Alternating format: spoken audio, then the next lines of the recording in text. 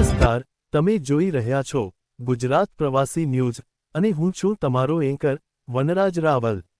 આજની મોટી ખબર આવી રહી છે ગુજરાતના અમદાવાદ શહેરમાંથી, જ્યાં ટ્રાફિક વ્યવસ્થાને લઈને ગંભીર પ્રશ્નો ઊભા થયા છે। અમદાવાદના મેમનગર વિસ્તારમાં ટ્રાફિકને લઈને સામાન્ય જનતા ભારે મુશ્કેલીનો સામનો કરી રહી છે। સામે આવેલા વિડીયોમાં સ્પષ્ટ દેખાઈ રહ્યું છે કે રસ્તાઓ પર ગેરકાયદેસર પાર્કિંગના કારણે ટ્રાફિક જામની સ્થિતિ સર્જાઈ રહી છે।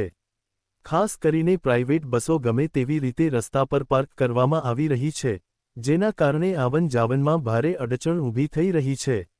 સ્થાનિક લોકોના પ્રશ્નો છે કે આ ટ્રાફિક વ્યવસ્થા આખરે કોના નિયંત્રણ હેઠળ ચાલી રહી છે?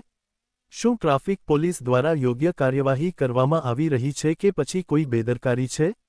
લોકોમાં આ મુદ્દે નારાજગી પણ જોવા મળી રહી છે અને તેઓ માંગ કરી રહ્યા છે કે ગેરકાયદેસર પાર્કિંગ સામે કડક કાર્યવાહી કરવામાં આવે અને ટ્રાફિક વ્યવસ્થા સુધારવામાં આવે। તો પ્રશ્ન એ છે કે શું જવાબદાર તંત્ર હવે જાગશે કે પછી આમ જનતા આ જ રીતે પરેશાન થતી રહેશે? આ મુદ્દે તમારી શું પ્રતિક્રિયા છે? અમને જરૂર જણાવજો। આવી જ તાજી અને સચોટ ખબર માટે જોડાયેલા રહો ગુજરાત પ્રવાસી ન્યૂઝ સાથે। આભાર। ચેનલ હેડ વનરાજ રાવલ।